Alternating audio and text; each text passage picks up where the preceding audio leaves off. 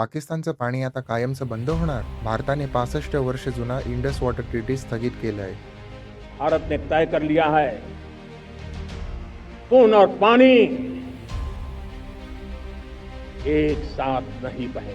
1960 मध्ये वर्ल्ड बँकच्या मध्यस्थीने हा करार झाला होता. यात 3 नद्या भारताला आणि 3 पाकिस्तानला मिळाल्या.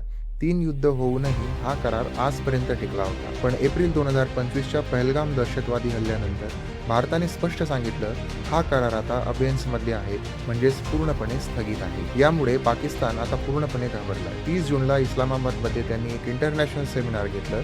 तेथे बिलावल भुट्टो आणि त्यांचे उपपंतप्रधान इशाक डार म्हणाले की पाण्याला हत्यार बनवू नका. इंडस नदी पाकिस्तानची लाईफलाईन आहे. भारत एकतर्फी करार मोडूच शकत नाही.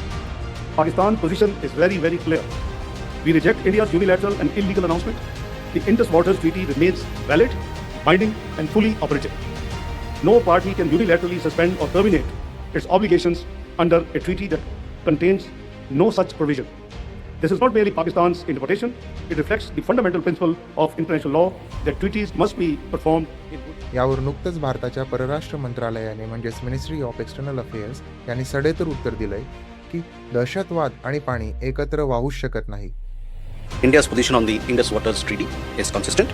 IWT stands in abeyance in response to Pakistan's continued sponsorship of cross-border terrorism. Pakistan must credibly and irrevocably abjure its support for cross-border terrorism. जोपर्यंत पाकिस्तान क्रॉस बॉर्डर टेररिझम थांबवत नाही, तोपर्यंत हा करार स्थगितच राहील.